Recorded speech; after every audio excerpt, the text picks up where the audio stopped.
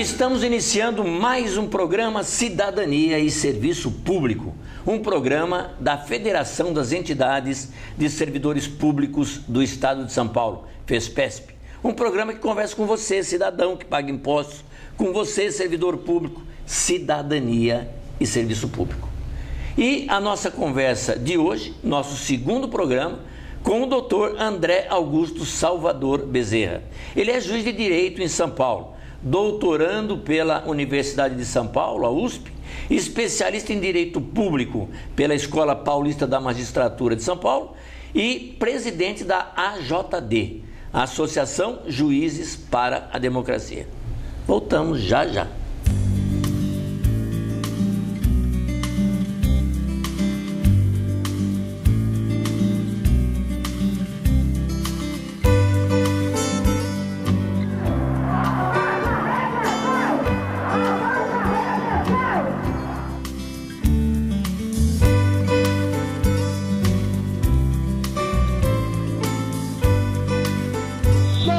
Pedindo aquilo que nos é de direito.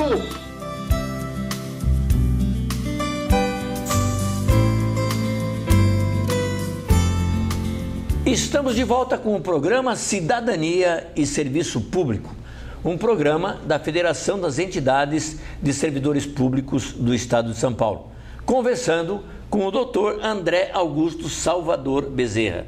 E vamos lá, continuando a nossa conversa, doutor. Como a AJD e o senhor vê o judiciário brasileiro hoje? Olha, o judiciário brasileiro está inserido na estrutura do Estado brasileiro com todas as suas qualidades e com todos os seus defeitos.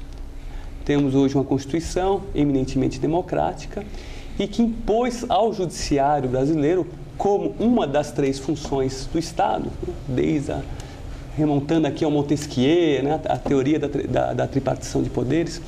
Essa Constituição determinou ao Judiciário a consecução, o auxílio para que o Estado brasileiro alcance esses fins, que são aqueles fins que estão previstos no artigo 3º da Constituição Federal. Então, o Judiciário ele tem que trabalhar, ele tem que atuar para atingir esses fins. E como o Estado brasileiro como um todo, ele tem grande dificuldade em tentar atingir esses fins. Faz parte, ele está inserido na dinâmica do Estado brasileiro como um todo.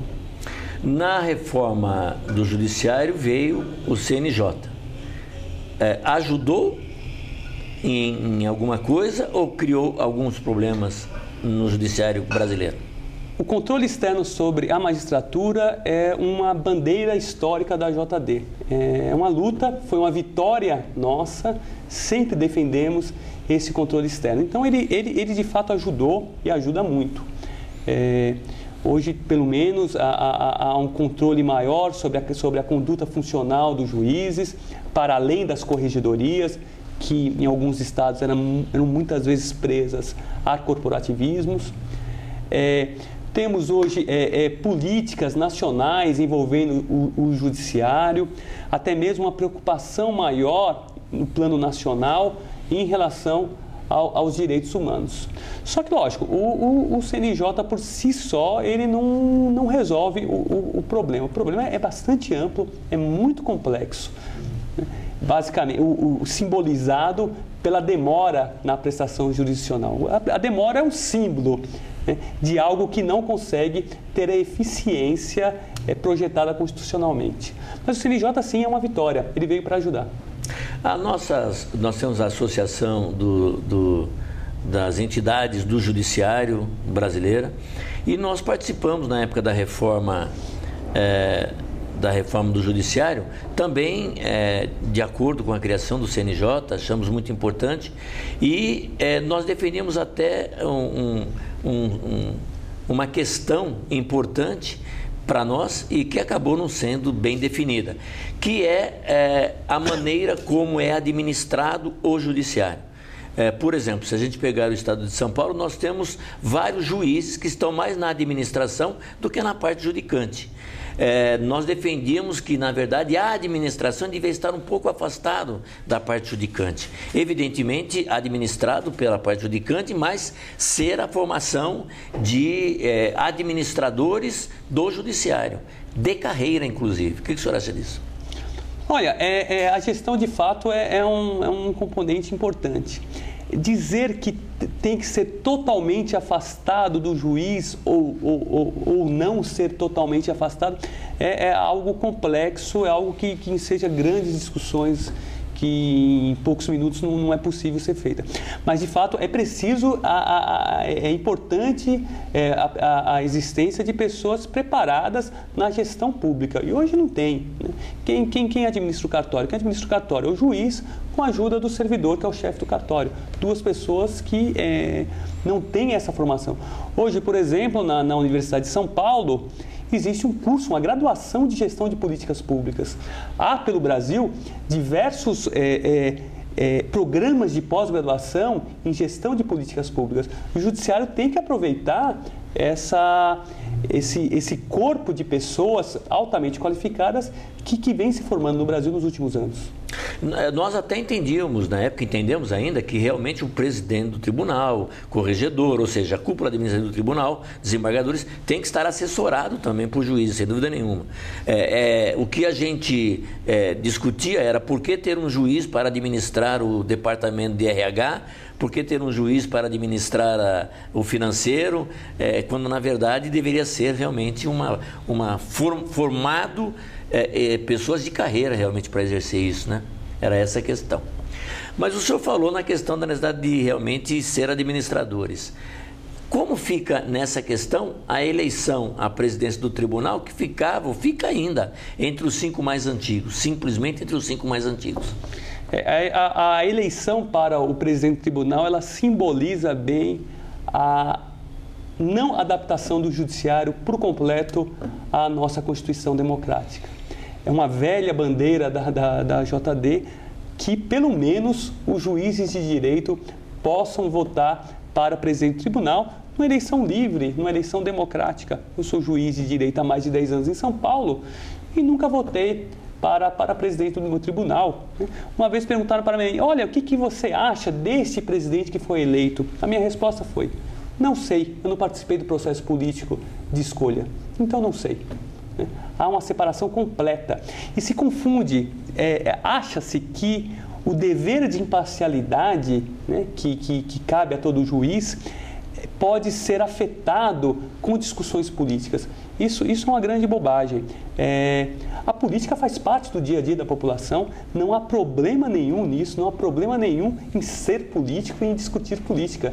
E essa política está no dia a dia do judiciário. Se o Tribunal de Justiça entende por bem instalar uma vara de uma comarca em detrimento de outra, ele está fazendo uma opção também política, pode ser uma opção técnica, mas também é uma opção política.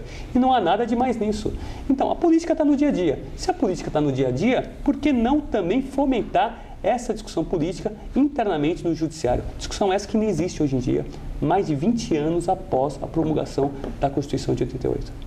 Nós defendemos, até por Assembleia de Servidores do Judiciário, que realmente todos nós deveríamos participar da eleição.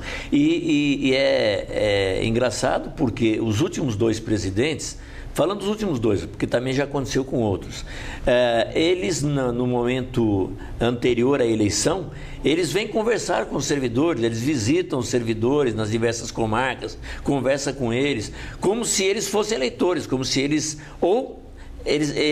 através deles, o juiz da comarca desse um voto de confiança para elegê-lo presidente, quando na verdade é fechado, não é? É até interessante como se consulta as pessoas e como é fechado na hora da eleição. É uma contradição, sem dúvida nenhuma, né? Lógico, é elogiável um candidato a presidente vir conversar com o servidor, conversar com o juiz de primeira instância. Isso também, em relação ao juiz de primeira instância, tem existido essa preocupação que você mencionou. Mas, no final das contas, de nada adianta, na medida em que somos excluídos dessa verdadeira democracia ateniense. Agora, a questão do Judiciário e o Executivo. O Judiciário encaminha um orçamento que é cortado em quase metade no momento do governador encaminhar para a Assembleia. Como é que pode acontecer isso? Olha, isso se dá pela falta de força política do Judiciário. E por que o Judiciário não tem força política? Dentre tantos outros motivos, porque somos presididos por alguém que não teve voto, né? Teve voto de uma minoria, né? Ou seja, politicamente, essa pessoa representa poucos, portanto não tem legitimidade. Falta legitimidade para ela, falta força política, não legitimidade, melhor dizendo, força política para ela conseguir um judiciário de fato independente do Poder Executivo.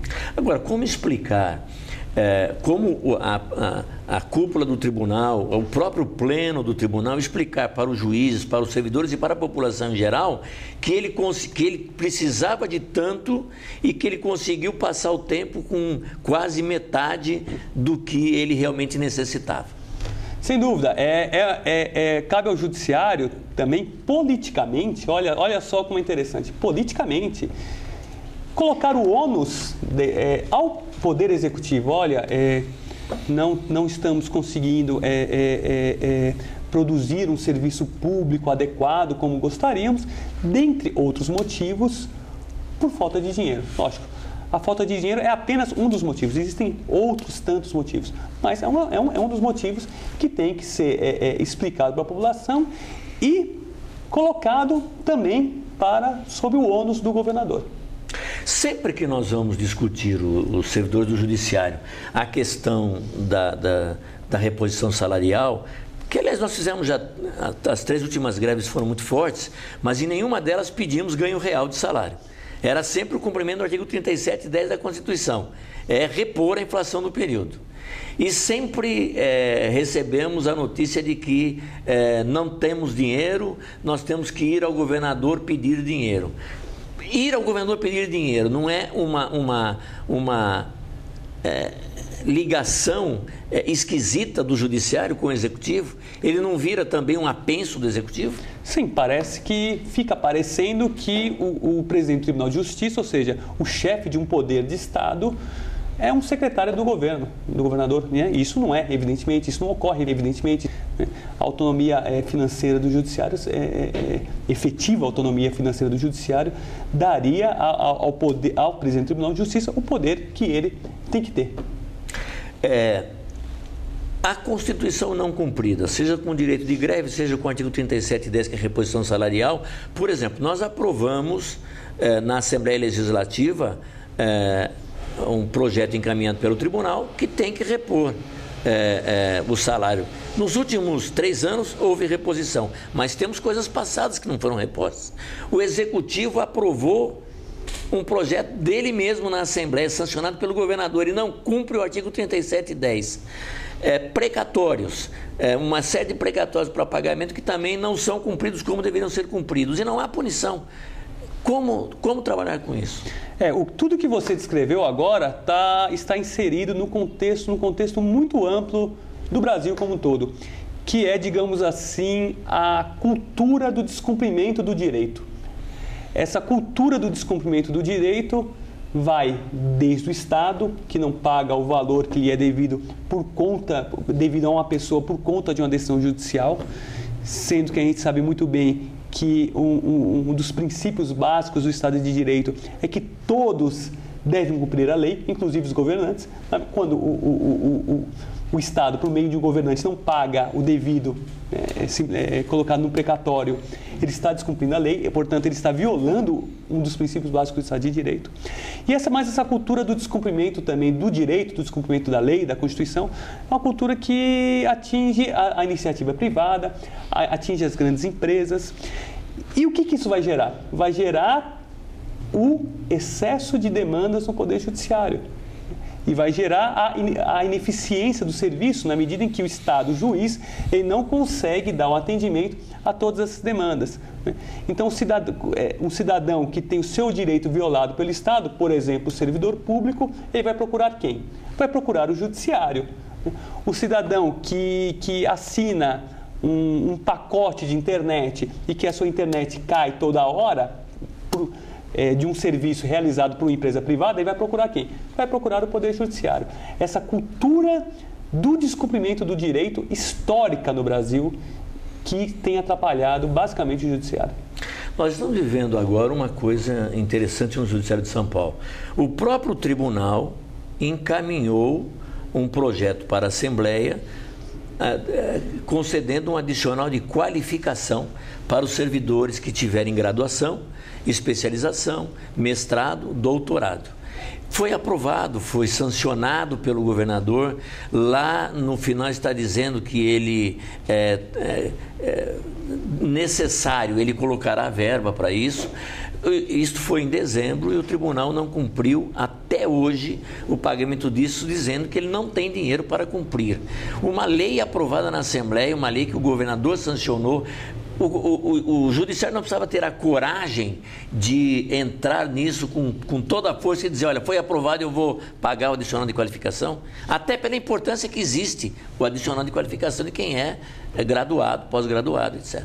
Sem dúvida nenhuma, essa é uma lei, ela tem que ser cumprida, mas, volto a dizer, ela está dentro da cultura do descumprimento da lei do judiciário, do Estado brasileiro. A questão dos precatórios, doutor, como é que o senhor vê a forma de encaminhamento dos precatórios?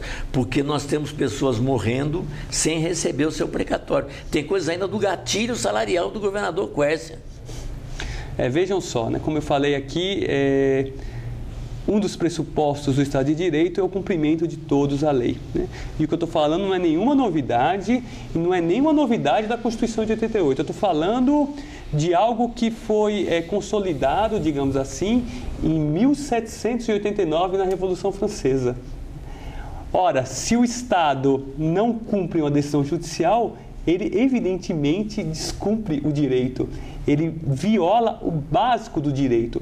Então, o Estado, seja em qualquer uma dos seus braços, em qualquer uma de suas funções, ele fica à vontade, digamos assim, para descumprir direitos. Porque ele sabe que se a pessoa ingressar no judiciário, ele não necessariamente cumprirá uma ordem de um juiz. É algo muito sério, muito grave, que temos que pensar no Brasil. É um problema que acontece no Brasil inteiro. Né? Muito sério mesmo. Uma outra questão, a questão da aposentadoria. Entre as tantas reformas da Previdência, acabou sobrando para o já aposentado, aquele que contribuiu 35 anos, 30 anos, continuar pagando a aposentadoria até um limite do seu salário, mesmo depois de aposentado. E nós temos lá uma emenda 555 para ser votada e que não consegue ser colocada em pauta porque o líder do governo não permite que ela seja colocada em pauta. O que o senhor acha do aposentado continuar contribuindo? Para quem? Olha que coisa. Você falou de dois temas interessantes inseridos na sua descrição. Em primeiro lugar, a tal da segurança jurídica. Para quem serve a segurança jurídica? Temos todos os dias os comentários econômicos, as colunas dos jornais, né, daqueles especialistas econômicos, falam que as empresas reclamam que não há segurança jurídica no Brasil, que não há estabilidade. Só que se esquece de um fato como esse. À medida em que você ingressa num determinado regime jurídico, esse regime jurídico vai alterando no decorrer da sua vida. Ou seja, você não precisava contribuir e, de repente, você precisa contribuir, alterando o seu padrão de vida que você construiu ao longo dos anos. É algo muito sério. E você colocou uma outra questão muito interessante. O líder do governo não coloca não permite que o projeto seja votado. Olha aí a importância da eleição dos parlamentares e como essas pessoas são fundamentais e como o parlamento brasileiro hoje está ligado ao executivo. Não deveria ser bem assim, né? A reforma também da Previdência mudou a questão, não é mais tempo de trabalho, agora é tempo de contribuição que permite a contagem para a aposentadoria. Tira provavelmente da cartola o procurador do Estado colocou que a partir de agora, tempo em que está de licença médica não conta para aposentadoria. O próprio tribunal tem meia dúzia de aposentadorias paradas porque ainda está decidindo o que fazer com esse parecer. O que o senhor acha? Olha, tudo isso está inserido na questão da chamada, aspas, eficiência. Como se o Estado tivesse que ter a eficiência da iniciativa privada. Então se corta tudo, se corta verba, se para de aumentar salário, tira-se direitos de servidores públicos. O Estado tem que ser eficiente, sem dúvida nenhuma, ninguém contesta isso, mas ele não é iniciativa privada, ele tem peculiaridades próprias, ele tem que prestar o serviço em busca do bem de todos, sendo que a iniciativa privada, o fim dela principal é o lucro do empresário. Né?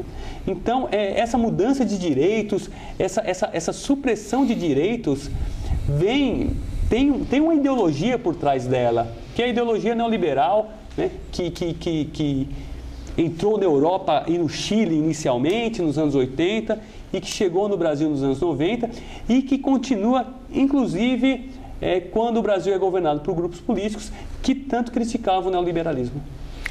Nosso último minuto para as suas palavras finais. Eu queria agradecer mais uma vez o convite. Tudo aqui que foi falado gira em torno mais ou menos da questão da construção democrática, dos direitos que são violados no nosso dia a dia e que mostra o quanto a democracia prevista, projetada na Constituição, está longe de ser concretizada. Né? Daí eu acho importante entidades da sociedade civil lutarem diariamente por isso, não se esquecerem desse recado. A democracia não está pronta. Quem constrói a democracia é a sociedade civil. Eu agradeço a sua presença e quero também parabenizar e falar da importância de termos uma associação Juízes para a Democracia. Eu que agradeço. Muito obrigado. Conversamos no nosso programa de hoje com o Dr. André Augusto Salvador Bezerra, juiz de Direito em São Paulo, doutorando pela USP, especialista em Direito Público pela Escola Paulista de Magistratura de São Paulo e presidente da AJD, Associação Juízes para a Democracia. Fique agora com o nosso noticiário.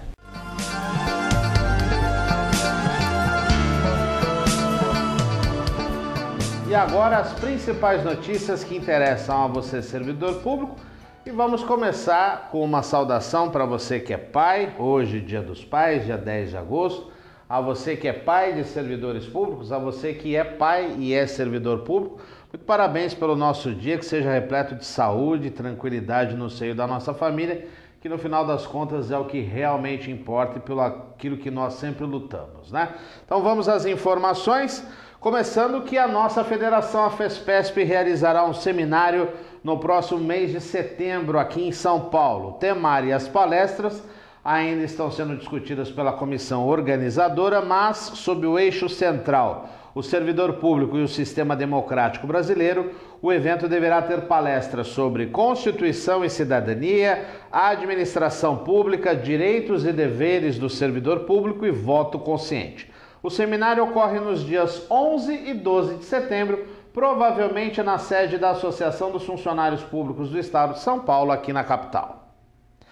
A Confederação Nacional dos Servidores Públicos, CNSP, realiza entre os dias 20 e 23 de agosto seu encontro nacional. O evento acontecerá na cidade de Salvador, capital da Bahia, e trará discussão de importantes temas do funcionalismo. No evento será realizada a eleição para o triênio 2015-2017 da diretoria executiva da Confederação. A São Paulo Previdência informa aos beneficiários que as perícias médicas para concessão de pensão por invalidez ou incapacidade, assim como para pedidos de isenção de imposto de renda e de isenção parcial de contribuição previdenciária, passaram a ser realizadas pela Ambiental, empresa contratada pela SPPrev mediante licitação realizada pela Bolsa Eletrônica de Compras. Após protocolar uma das solicitações acima, junto a São Paulo Previdência, o beneficiário receberá um contato telefônico para agendamento da perícia médica, a qual deverá ser realizada na unidade da Ambiental, localizada na rua Itapeva 500, no bairro da Bela Vista, aqui na capital. Em caso de dúvidas, os aposentados e pensionistas podem entrar em contato com o call center da empresa por meio do número 14 3102 1305. Beneficiários impossibilitados de locomoção deverão solicitar perícia documental pelo telefone acima, devendo apresentar documentação que comprove tal situação conforme orientações transmitidas no contato telefônico. Desse modo, caso a impossibilidade de locomoção seja confirmada, a perícia documental será autorizada. Cidadania e serviço público há 15 anos no ar de forma ininterrupta, sempre tratando tudo aquilo que interessa a você, cidadão, a você, servidor. Para entrar em contato conosco, você já sabe, você liga no 11 3104 3836, manda o seu e-mail no fespesp@fespesp.org, visita o nosso site www.fespesp.org, visita a nossa fanpage no Facebook, só procurar por Federação Fespesp, ou se você quiser entrar direto no link www.facebook.com/fed.fespesp. E agora eu convido você para também visitar o canal da Fespesp no YouTube. Basta procurar Fespesp ou Federação Fespesp, ou entrar no link bit.ly/TV Fespesp. E lá você vai encontrar arquivado todos os programas Cidadania e Serviço Público. Já colocamos os programas deste ano de 2014 e aos poucos nós vamos colocando os programas anteriores. Tudo de uma forma para você sempre ter contato conosco, saber do nosso programa, rever programas, discutir, mais do que formar, mais do que informar, o importante também é formar opinião. E você sabe que o programa Cidadania e Serviço Público, além da transmissão pelo canal da TV aberta, todos os domingos às 9 da noite, você também pode acompanhar em tempo real no site da TV aberta e depois arquivado no nosso site, lá no ícone Fespesp na TV, e aí você acompanha quando quiser, quantas vezes quiser, da forma que quiser, aonde quiser, em qualquer lugar do mundo. Uma boa semana e até o próximo programa.